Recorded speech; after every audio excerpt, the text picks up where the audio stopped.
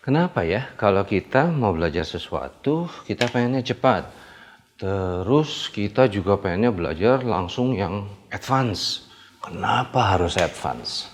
Apa yang salah kalau kita belajar basic?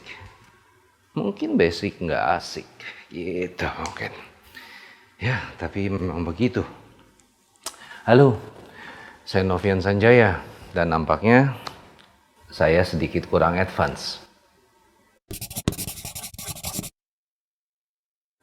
Setiap kali saya bertanya pada seseorang tentang seberapa jauh pengetahuan mereka tentang fotografi, biasanya saya ketemu dua jawaban.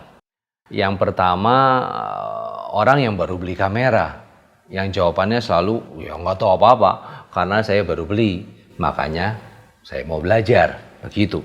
Yang kedua adalah orang yang sudah memiliki kamera dalam jangka waktu tertentu, pernah belajar juga dalam jangka waktu yang singkat. Biasanya saya udah menguasai basic, mas.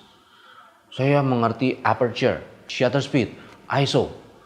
Yang saya perlukan sekarang adalah advanced lighting technique. Sementara saya sendiri sampai detik ini masih terus mencari elemen-elemen basic dalam fotografi maupun pencahayaan fotografi. Saya bingung juga sih. Mungkin ada bagusnya kalau kita geser sedikit cara pandang kita. Teknik tinggi atau advance dari fotografi semata merupakan kumpulan dari ribuan kalau tidak ratusan ribu atau jutaan basic teknik yang kita kumpulkan waktu ke waktu. Tolok ukurnya masih sama. Seberapa banyak kita berlatih, seberapa banyak kita mengalami kegagalan, seberapa banyak eksperimen yang kita lewatin. Bukan hanya semata pengetahuan tentang alat, pengetahuan tentang tombol, tentang menu, tentang fitur. But don't get me wrong, tools and photography itu satu paket komplit. Kita nggak bisa pisahkan. Bedanya, untuk menguasai alat biasanya butuh waktu ya maksimum bulanan lah waktunya. Sedangkan kalau untuk teknik fotografi itu sendiri biasanya butuh waktu sampai tahunan. By the way, jangan lupa untuk subscribe, like, and share. Gretong. Oke, basic lighting itu seperti apa? Pada saat kita mempelajari pencahayaan atau lighting, pada saat itulah kita belajar akan bayangan yang dihasilkan equally. Tidak melulu tentang 3-point lighting atau many points lighting. Coba kita fokus ke hal-hal yang jauh lebih sederhana, lebih simpel. Seperti karakter dari cahaya pada saat dia menyentuh permukaan satu objek. Karena kita memiliki segitu banyak jenis cahaya, kita memiliki segitu banyak elemen dari objek-objek yang kita akan foto nantinya. Dan dengan menguasai itu, kita bisa menggunakan elemen cahaya sebagai salah satu pendukung cerita atau salah-salah cahaya itu bisa bercerita. Pertama-tama kita mungkin bisa membahas jenis-jenis cahaya berdasarkan sumbernya. Yang pertama kita kenal adalah continuous light, di mana sumber cahayanya itu terus memberikan pendarahan cahaya terus-menerus. Contohnya matahari atau lampu neon, lampu LED atau lampu available yang ada di rumah kita. Yang kedua adalah sequential light atau flashlight, di mana sumber cahayanya memendarkan cahaya dalam waktu yang sangat singkat. Makanya kita sebut flash, strobe, atau blitz. Dari semua banyak jenis sumber cahaya, menurut saya pribadi, matahari masih menjadi pemenangnya. Karena terbukti sampai sekarang kita masih berusaha terus untuk memimikasi semua efek yang ada di luar sana. Kita bawa ke dalam studio. Dan itu pun belum semuanya bisa kita tiru. Yang paling gampang contohnya saya pribadi, sampai sekarang masih belum bisa membuat efek pelangi di studio. Belum sampai ilmu saya. Yang kedua, kita juga bisa membedakan sumber cahaya berdasarkan arah pancarannya. Yang pertama direct light yang kita kenal, di mana sumber cahaya itu langsung menyinari subjek kita tanpa berantara. Dan biasanya hard light ini sifatnya keras, tajam, tapi susah diatur. Yang kedua yang kita sebut indirect light, di mana sumber cahaya ini sebelum menyentuh permukaan subjek kita, dia dipantulkan oleh objek lain. Itulah indirect light. Kalau di sekeliling kita, di alam, pohon, tembok, sungai, air, tanah itu semua merupakan reflektor alamiah. Dan sifat dari indirect light ini sangat halus. Yang ketiga adalah diffused light.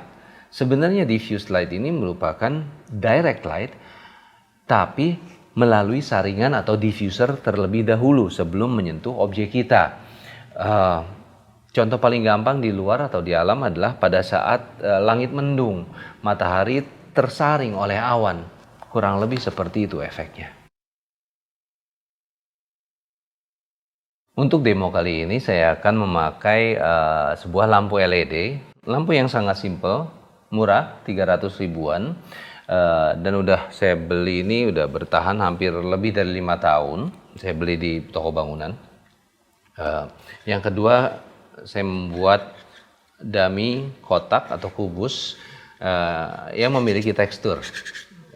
Tidak terlalu kasar tapi juga tidak terlalu halus untuk mempermudah visualnya nantinya. Seperti yang telah kita bahas di awal tadi tentang 3 sumber cahaya berdasarkan sumbernya, kita mengenal ada direct light, diffused light, sama indirect lighting. Oke, kita coba. Kalau direct light ya dia apa adanya, hard light, membuat kontur terlihat lebih keras. Di sini akan saya coba adjust. Bagaimana hard light ini bisa membuat tekstur dan kontur lebih kentara dibanding jenis cahaya yang lain. Dan ini adalah direct light, ini adalah jenis cahaya yang paling keras. Yang kedua, di sini kita sebut diffuse light. Ini adalah ya kita kasih kalkir atau tracing paper. Di sini dari bayangannya sendiri kita sudah melihat bahwa oh ini tipe cahaya ini memperlembut atau memperhalus. Tapi otomatis teksturnya pun lebih tenggelam, lebih mendem gitu istilahnya. Dan terakhir yang paling halus adalah kita memakai indirect lighting. Ya, di sini kita memerlukan sebuah reflektor. Di sini saya memakai polyfoam atau PE foam. Pada saat kita merefleksikan cahaya dari sumber cahaya kita, bayangannya pun hampir hilang. Tapi ya teksturnya pun menjadi halus sekali, hampir tidak kentara. Ya, tentu saja kita bisa menggabungkan beberapa jenis karakter cahaya dalam pemotretan sebuah objek. Di sini kita bakal memakai lighting yang sama, cuma dengan sudut yang lebih rendah untuk mengeluarkan tekstur yang ada di sisi atas dan di sisi sebelah kanan kubus kita ini. Tapi juga kita menginginkan di sisi sini itu lebih terang, tidak terlalu gelap. Yang kita butuhkan cuma hanya selembar reflektor, bisa kertas atau apapun yang berwarna putih. Ini gunanya adalah untuk merefleksikan dan mengisi cahaya di bidang yang gelap tadi. Kita bisa atur jarak ke dekat jauhnya, dan cahaya indirect ini yang direfleksikan ya berfungsi sebagai fill-in light. Dalam mengeksplorasi lighting ini kita banyak memakai cara. Salah satu yang kita coba pertama kali biasanya adalah mensimulasi cahaya matahari di luar. Dalam artian di sini kita memakai lampu yang statis. Ya, di luar sana pun sama, kita tidak bisa memindah-mindahkan matahari. So, pertama kita memakai lampu yang statis, tidak kita gerak-gerakan. Yang kita gerakan adalah objeknya maupun angle kamera kita. Setelah kita mulai terbiasa dengan hal tersebut, kita rubah kebiasaan itu memakai cara kedua. Di sini yang kita gerakan adalah sumber cahayanya. Sedangkan objek dan angle kameranya kita bikin fix. Cara latihannya seperti itu.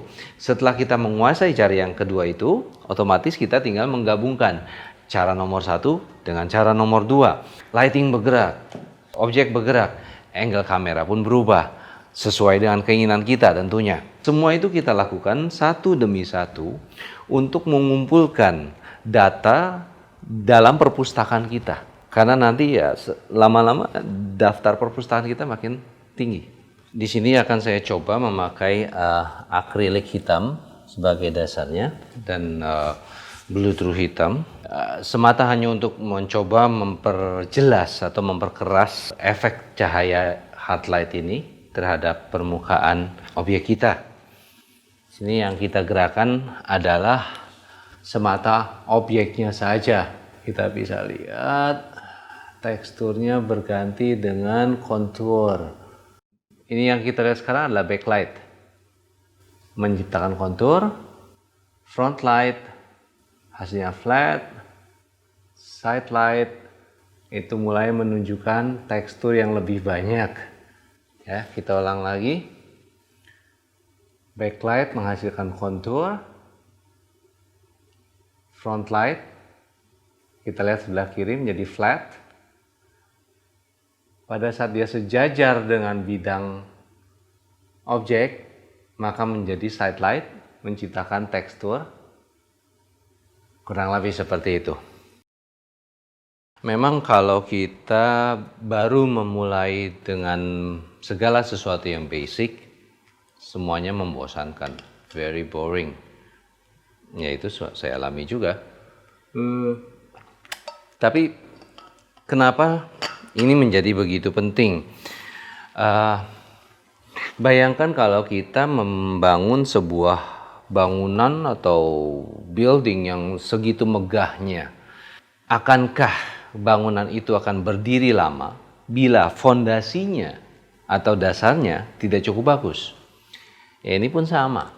Dalam fotografi, kalau kita mengharapkan hasil kita baik, ya kuncinya ada di basic. Semakin kuat pengetahuan kita akan basic, semakin tinggi pula kepastian akan gambar yang kita hasilkan. Ya itulah fotografi.